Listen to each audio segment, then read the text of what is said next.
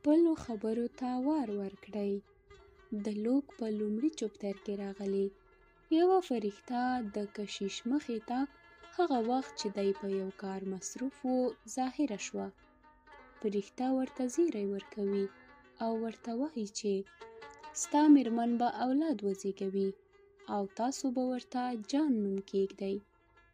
کشیش حیران شو ځکه چې دی او ښځه یې د ژوند اخر ته رسېدلي وو. هغه فرښتې ته وویل ته مطمئن یې چې داسې څه پېښېدونکي دي؟ دا یو ښه زیری دی مګر ته موږ نه وینې چې موږ څومره زاړه یو. دا ناممکنه ده چې په دې عمر اولاد ولرو. فرښتې ورته وویل ذکریا زه جبرائیل یم. زه د خدای جل جلاله په امر تاته زیری درکوم او هغه څه وایم چې خدای جل جلاله راته ویلي دي. خدای جل جلاله زموږ د خبرو په قوت پوهیږي. که چیرې ذکریا د ناکامیو خبرې وکړي هدف به یې وځنډېږي. خدای جل جلاله دلته یوه عجیبه پیښه وکړه. فرښتې ذکریا علیه السلام ته وویل دا چې ته په شکونو کې یې نو ته به تر هغې چوپ پاتې یې تر څو دې زوی دنیا ته راشي. ذکریا تر 9 میاشتو هیڅ خبرې ونه کړې تر هغې چې زوی یې وزېږېد. ولې خدای جل جلاله له ذکریا علیه السلام نه د خبرو کولو طاقت واخیست؟ خدای جل جلاله پوهېده چې دی به د خپلو ملګرو ته د دې پیښې په اړه وغږېږي او وبه وایي ای خلکو دغه فرښته وایي چې موږ به اولاد ولرو. زه یقیني یم دې فرښتې ضرور شخص غلط کړی دی او د بل چا زیری یې ماته راوړی دی.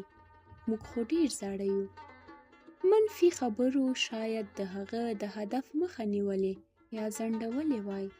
نو ځکه راغلی دي چې خپلو خولو ته وار ورکړئ. په بله معنا احتیاط وکړئ په هغه خبرو کې چې تاسو یې کوئ.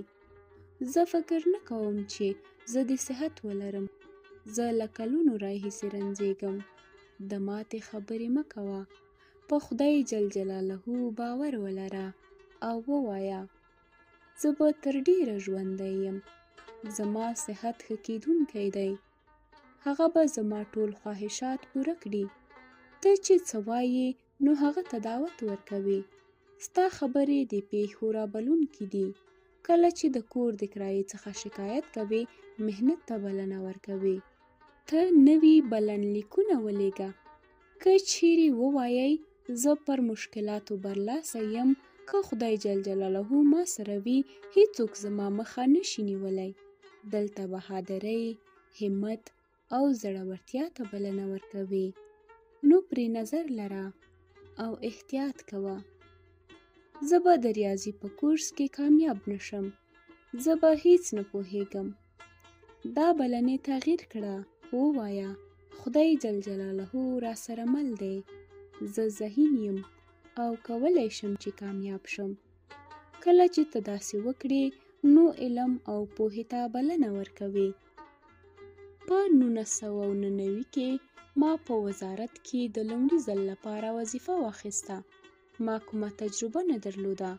نو زه زیات تشویش کې وم او منفي خیالاتو به مې په ذهن بمباري کوله. ذهن به راته ویل جویل ته احمق یې. ته به ماتې وخورې. ته نه پوهیږې چې څه به ووایې. خلک ستا خبرو ته غوږ نه ږدي. ولې به غوږ شي؟ ځکه چې ته تجربه نه لرې. ټوله ورځ به له داسې خیالاتو سره په مقابله بوخت وم.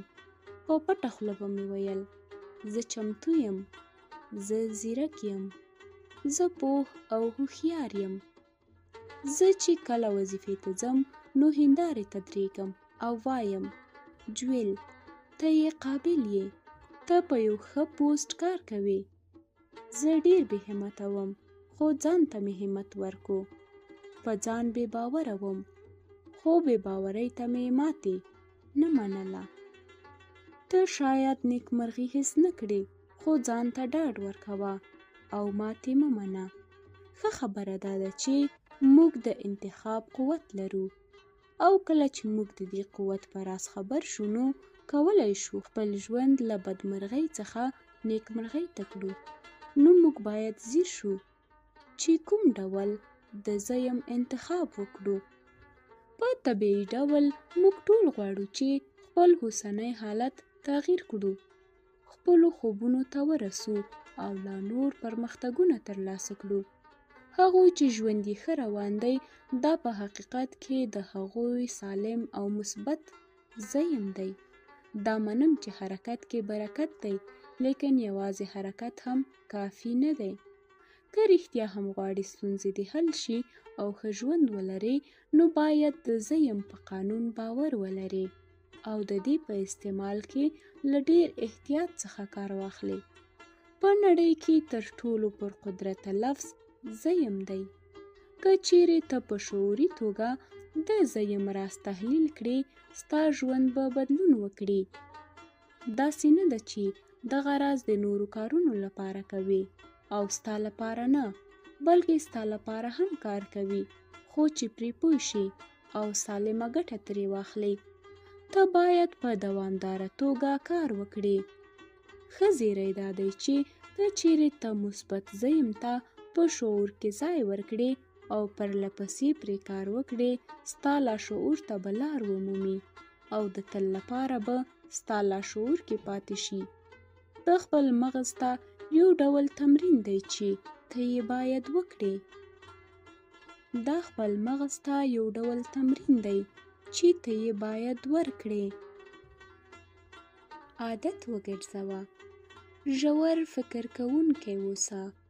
هغه ټول منفي لفظونه یا خیالات چې ستا په درد نه خوري او ستا ژوند ته بدلون نشي ورکولی، له ذهن نه وباسه. خپله ذهني میموري په منفي افکارو مه ډکوه. دا به یو وخت لکه د وایرس ستا ذهن له منځه یوسي.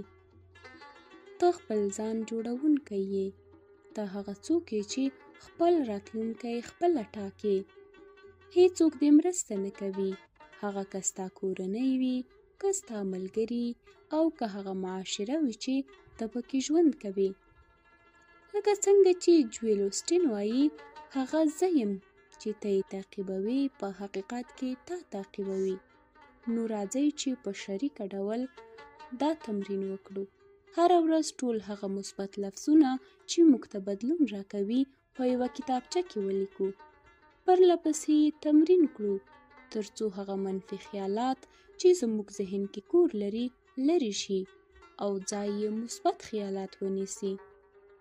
بیا همدغه زه یم پر کوچنیو کارتونو ولیکو او د کوټې په هغه ځایونو یې ولګوو چیرته چې مو تل نظر وي، لکه هنداره، یخچال، د خونې دروازه، د خوب ځای، په پراته میز، د کمپیوټر په سکرین، د موبایل په شیشه، د لیکلو په میز او داسې نور. ما خپل ژوند ته په دغو زه یم تغییر ورکړی. زه حساس یم، زه مطمئن یم، زه منونکی یم، زه باخبره یم، زه بیدار یم، زه معتبر یم، زه منظم یم، زه ښکلی یم، زه دقیق یم، زه باجرأته یم، زه هوښیار یم، زه پیاوړی یم، زه سالم یم، زه صحتمند یم، زه مینه‌ناک یم، زه ژوند یم، زه د همغږۍ احساس کوم، زه ښه تحلیل کوونکی یم، زه زغمونکی یم، زه شکرګزار یم، زه زحمتکش یم، زه صبر کوونکی یم، زه امید لرونکی یم، زه ایماندار یم، زه مرسته کوونکی یم، زه رحم لرونکی یم، زه ځواکمن یم، زه متحد یم، زه فاتح یم، زه د خپل رب بنده یم، زه یم.